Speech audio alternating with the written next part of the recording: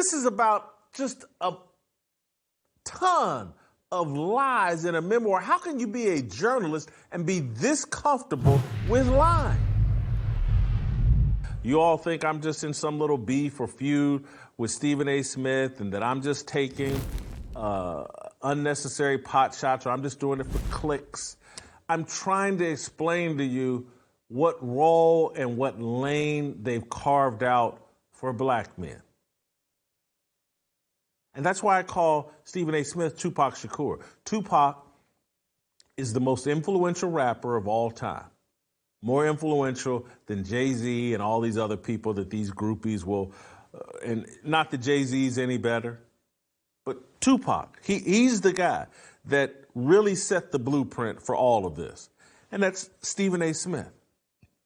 And so Tupac is the gateway drug to what we have now with Cardi B and Sexy Red and Ice Spice and how we got all the, it was, I don't know if you could get any worse than where Tupac and them had it, but it is worse now.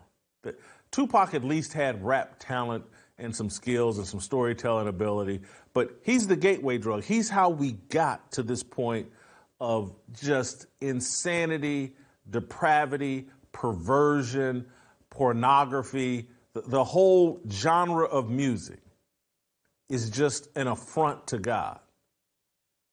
Tupac is how we got there.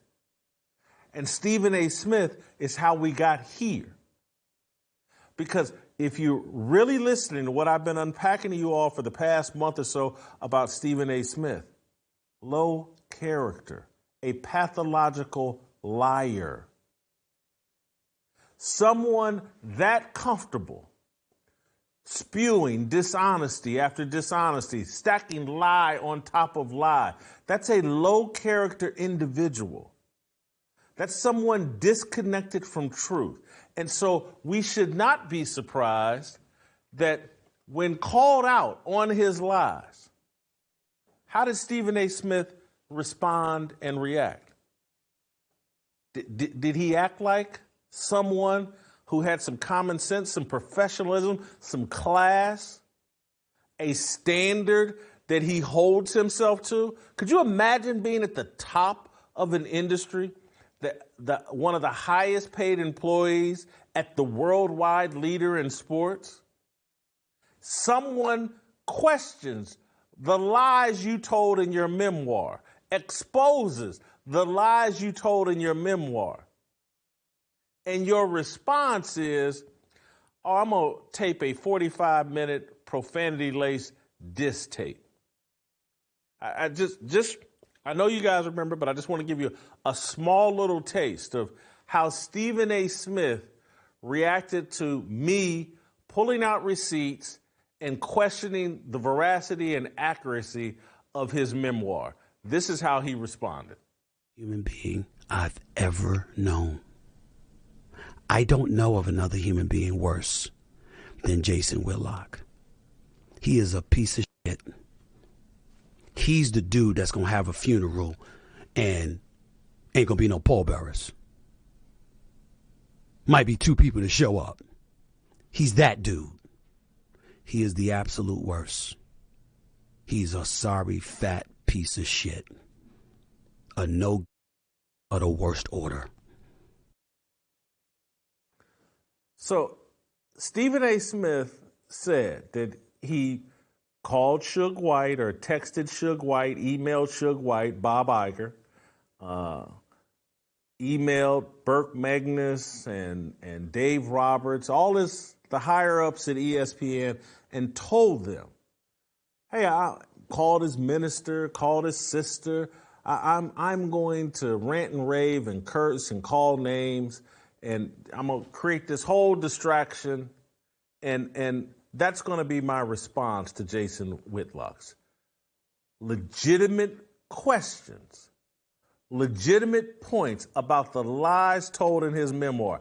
And people are trying to reduce these lies to, did he play one game or not? Was he on the basketball team or not? No, go back and watch the tape. Go back and virtually everything in this man's memoir is suspect. Everything. This wasn't about one game and being on Winston-Salem State's roster. This was about everything in that memoir, including some arrest in Troy, Michigan, where, white coworkers abandoned him, and he had to call some woman from Atlanta to get him out of jail in Troy, Michigan, because he's $9 short. A 6-inch screw in his knee. This is about just a ton of lies in a memoir. How can you be a journalist and be this comfortable with lying? And your response isn't, hey, let me dispute any of this. Let me apologize. Let me clarify. Let me prove Whitlock wrong. It's to call Whitlock a bunch of names.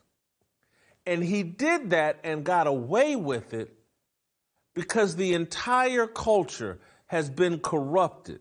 The entire sports media culture, the entire media culture, the entire American culture has been corrupted to the point no one cares about truth. No one has any legitimate expectations. Stephen A. Smith is a 56-year-old man who behaved like a 10-year-old child from a single-parent home. That's how he behaved. And no one batted an eye. No one in the media called him out for it. The only person that called him out was Corey Holcomb.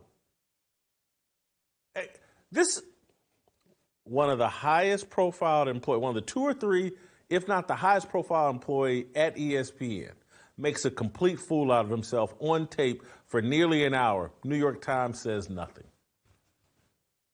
New York Post says everybody, all the headlines were Stephen A. Smith flames Jason Whitlock.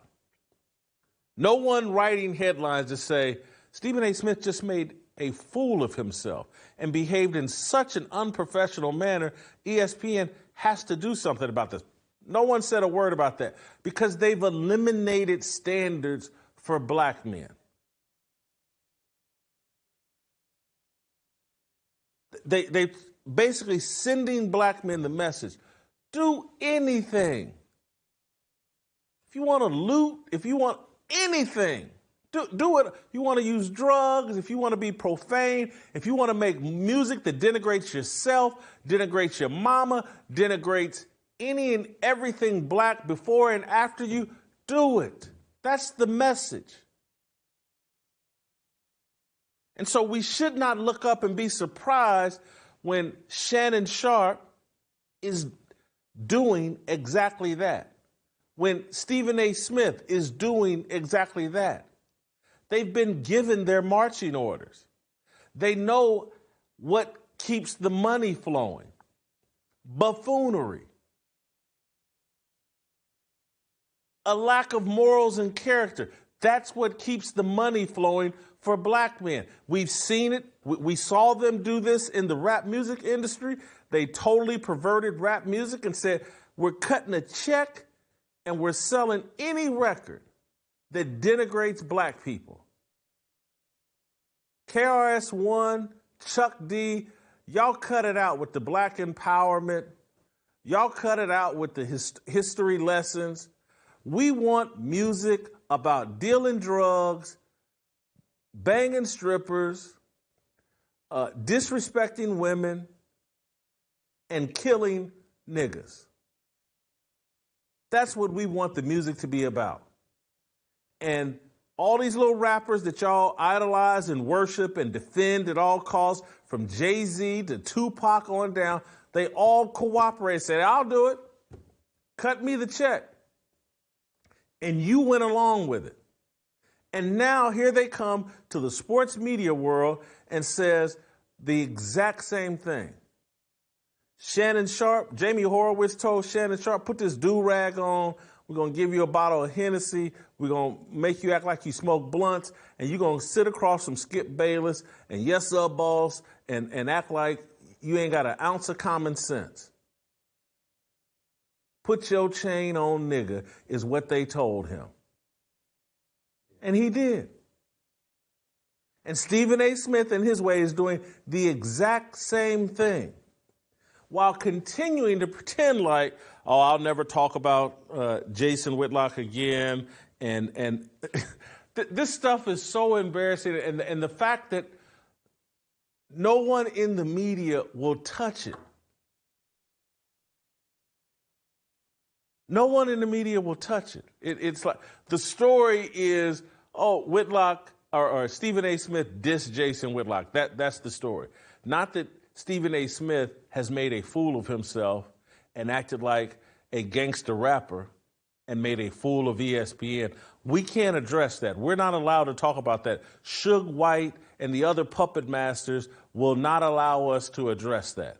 These are the way Negro men are supposed to act and behave, and we just got to go along with it and co-sign for it because we're cowards and we've taken the check too, and we're perfectly fine with black men destroying their own self-image and modeling horrible behavior for black kids and for for young kids, regardless of color. We're perfectly fine with that. That is their job. That's what we want them to do. And so Stephen A.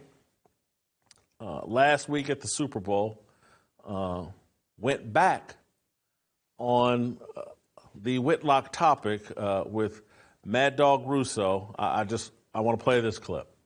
Did you put yourself sort of in the dirt? Could you have avoided the Whitlock situation when you had the big fight with him? I could have avoided it. I didn't want to. I didn't give a damn, and I still don't give a damn. I'm not backing up from one syllable I uttered. And I will reiterate what I say without saying his name because he is straight trash. And I don't ever want to have anything to do with him. Okay. But I will say this, I will say this to you. He is an individual that has gone about the business of attacking me personally, attacking my contemporaries personally, attacking my friends personally. For 12 years, I never said a word. He's gotten after you for a long time. I never said a word. Know that. And he's gone after me for a long time because he wanted us. He was a failed experiment at ESPN. He wanted us to help him. Okay, none of us wanted to work with him. None of us wanted to be under the umbrella. Remember, he was the guy that was put over what is now called Anscape, but back then was called the Undefeated. Okay, and this guy could barely get anybody black that wanted to work for him because we all know what he is. Okay. And so what I did was you can sleep at night. I picked up. You're damn right. I sleep. Matter of fact, the only thing that's made me not sleep well is I wanted to say more. I wanted to say more. Wow. But here's the deal. I called. I text rather Bob Iger, Jimmy Pitaro, Burke Magnus, Dave Roberts, and in Pitaro, Burke Magnus, and Dave Roberts' case, I also emailed them. And I called my pastor. I called my sister Carmen. I called other colleagues. No one, and I mean no one, wanted me to do it.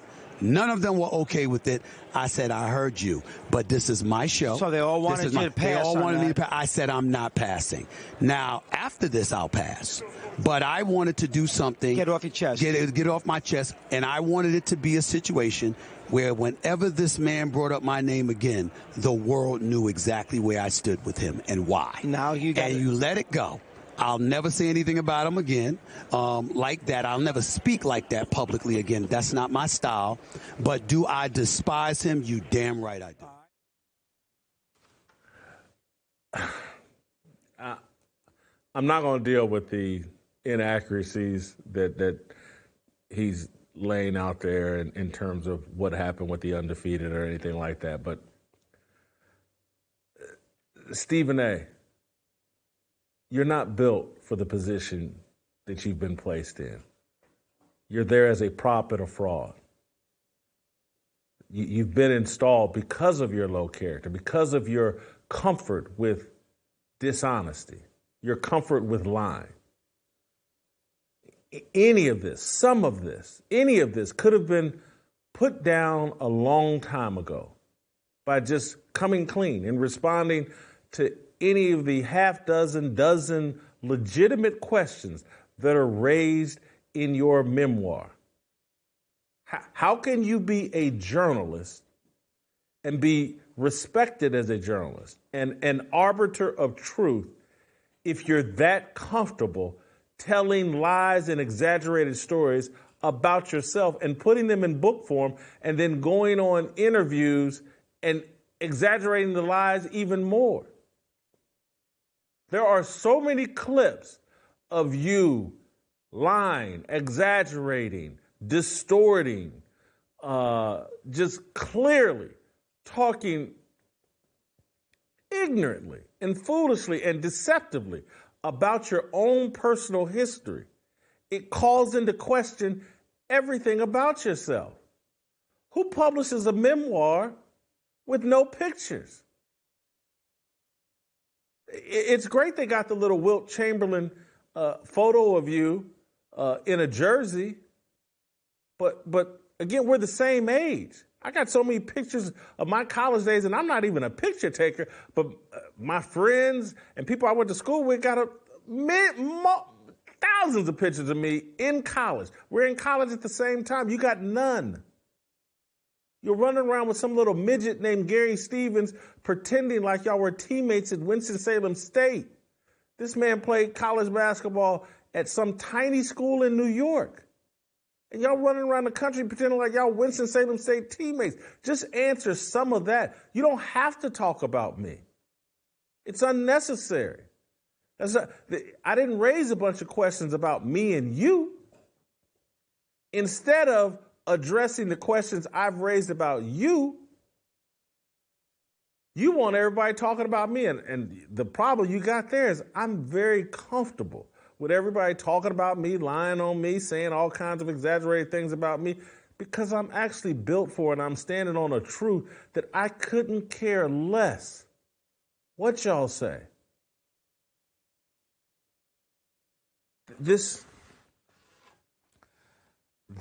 What has been done to the industry that I work in, and why is Whitlock doing this? This journalism, being a great sports journalist, my life passion since 1986 when I switched my major to journalism.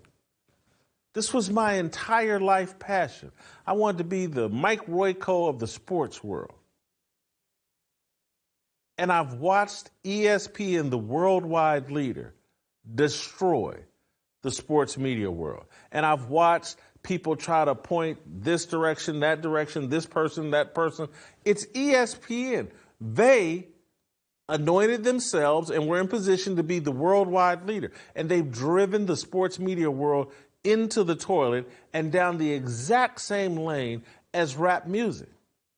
And no one said a word, and everyone defended rap music. And oh my God, if you criticize rap music, you were a sellout, an Uncle Tom, or you were racist. And now we sit up and look at this filth that's being fed to our kids. The music's embarrassing to listen to in any type of adult setting with any respected person, setting with any kids involved. The music is embarrassing. It's a poison. And we said nothing as this process went on in destroying and making rap music a tool of the devil. We said nothing. And now I'm looking at the exact same thing happen to my profession. And it has happened. It's probably too late. We've destroyed any respect for truth. Like what you saw? Hit that like button, subscribe, and check out the full episode by clicking the link below.